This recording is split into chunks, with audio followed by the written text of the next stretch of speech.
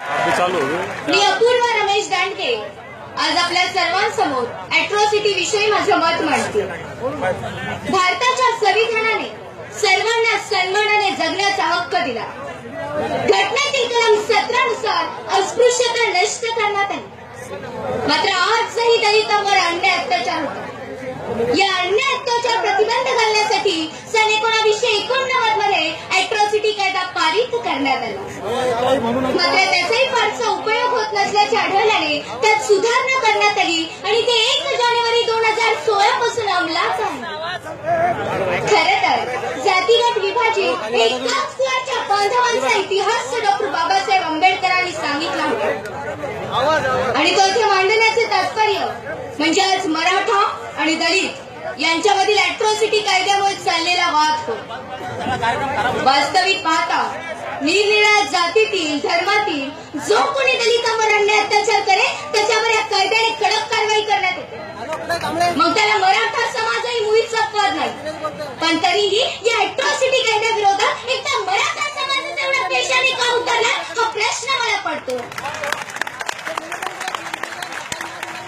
कोकणीतील एका घटनेनं आज मराठा समाज पेटून उठला आणि हा संताप खरं तर साहजिकच आहे, कारण मीही एक मुलगी आहे। मलाही एका मुलीच्या भावना समजू शकतात ज्या निष्पाप कोवळ्या मुलीवर अन्याय अत्याचार करून तिला ठार मारण्यात आले। ही घटना माणुसकीला काही न फसणारी आणि मनस्वी चीड आणणारीच आहे। तसे पाहिले तर सर्व दलित समाजाने या घटनेचा निषेधच केला। कुणीही आरोपीची बाजू घेतली नाही अथवा प्रतिमोर्चेही काढले नाही।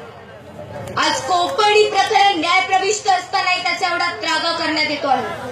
तसे पाहिले तर माझा दलित समाज हजारो वर्षापासून अन्याय अत्याचाराचा बळी ठरलेला आहे आणि त्यामुळेच या भरमोर्चात माझा एक खडा सवाल आहे की कोकणीसारख्या गावोगावी लाखो आई बहिणींची अब्रू वेशीवर टाकली जाते, तेव्हा का हा समाज आपल्या आया बहिणींसाठी लाखोंच्या संख्येने विराट मोर्चे काढत नाही?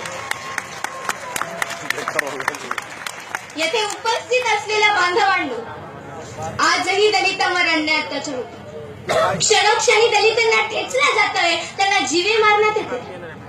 काबड कष्टातून कमावलेल्या थोड्याफार संपत्तीवर, जमिनीच्या तुकड्यावर जात दांडग्यांचा डोळा असतो। कटकारस्थान रचून हडपायचे आणि दलितांना पुन्हा म्हणून व्यवस्थेत नेण्याचा प्रयत्न आजही राजे रोजपणे घडतो। येथे उपस्थित असलेल्या माझ्या आया बहिणींनो, आज शहरी भागातील परिस्थिती सोडली तर महाराष्ट्राच्या हजारो ग्रामीण भागात यापेक्षा वेगळे जीवन तुम्हाला कुठेच आढळून येणार नाही। अन्यायाच्या विरुद्ध न्यायाच्या आशेने लढताना माझ्या दलित बांधवांचे जीवन मोर्चा आंदोलनातच जाते। माझे इतर समाज बांधव अन्न पाण्यावर जगत असतील, पण माझ्या दलित समाजाला मात्र आजही अन्न पाण्याबरोबरच मोर्चा आंदोलनाची गरज लागते, हे वास्तव आहे। कायद्याने अधिकार दिले हो, पण तरी सहज काहीच मिळत नाही। कायद्याने मिळालेल्या अधिकाराचा लाभ घेण्यासाठी आज रक्त आटवावं लागतं।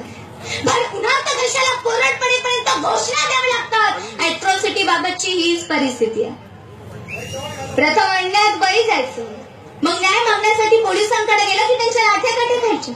गुन्हा नोंदवू नका म्हणून गुंडांचा दबाव, त्यामुळे ना खडका ना खाटका अशा केविलवाण्या परिस्थितीत माझ्या दलितांनी काय करावे? अंतर्मुखाने थोडासा विचार करा हो। जरा भूतकाळात जा मराठ्यांनो। महाराष्ट्राच्या आणि देशाच्या सत्तेत गेली अनेक दशके तुम्हीच होतात। तुम्हालाच सर्वोच्च स्थान होते। तुमचा शब्द हा अंतिम शब्द मानला जायचा। तेव्हाही जाती धर्माच्या जात्यात दलितच भरडला जात होता। रोज कुठे ना कुठे एका तरी दलिताची शिकार व्हायची। जंगली प्राणी जसे शिकारीवर तुटून पडतात, मृत शरीराचे लचके तोडतात, त्याप्रमाणे अस्पृश्यावर हल्ले व्हायचे। एखादा जात गुंड अस्पृश्यावर तुटून पडायचा, तो अगदी त्याचे प्राण जाईपर्यंत।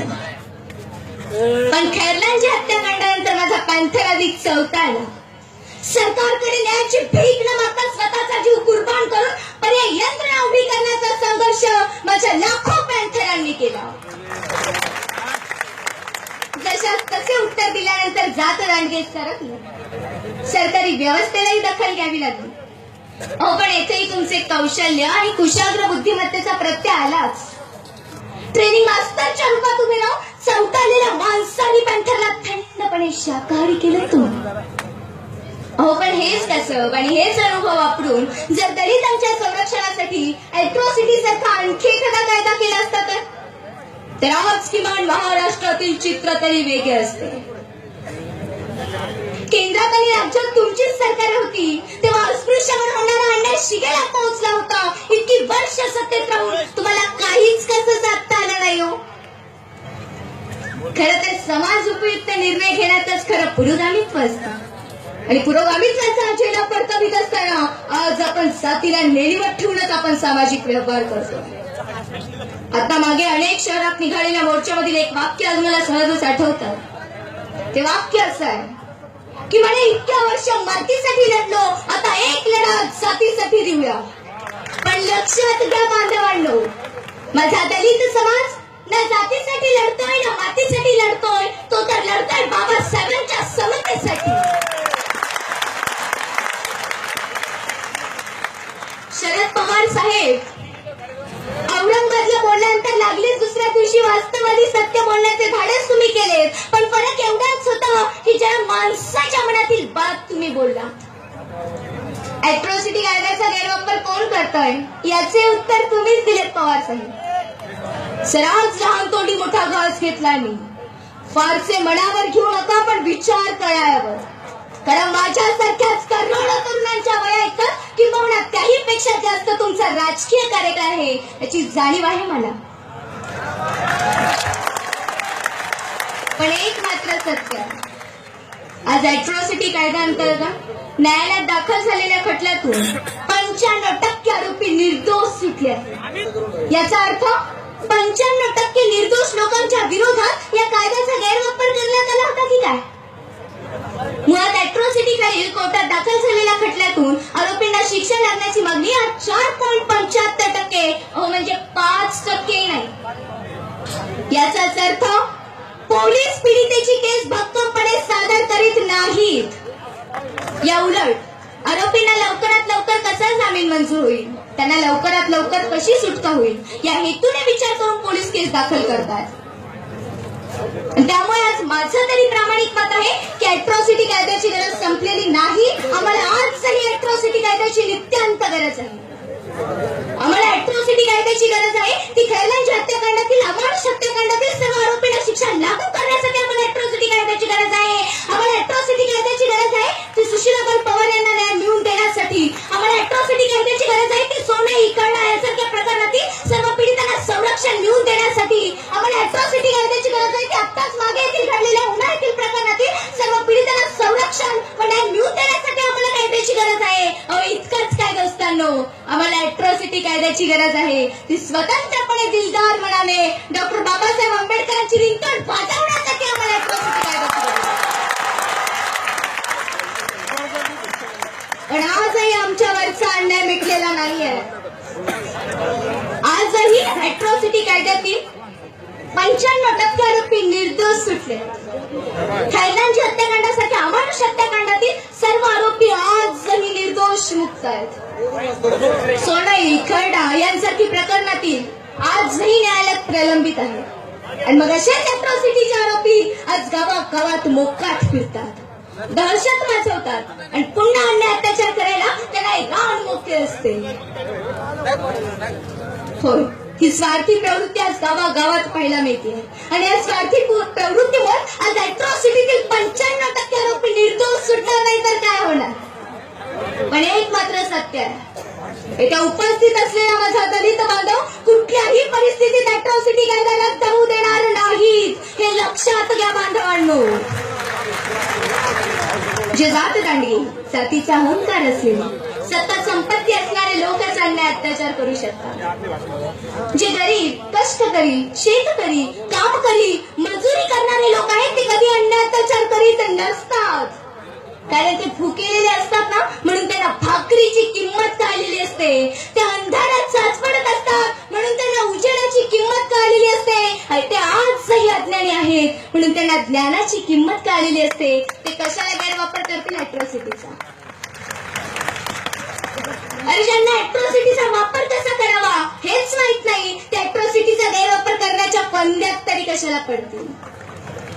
पण तरी आम्ही म्हणतोच ना की जे गैरवापर करत असतील त्यांच्यावर अवश्य गुन्हे दाखल करा, पण फक्त एकच करा मित्रांनो, हा जातीचा अहंकार पहिले काढून टाका.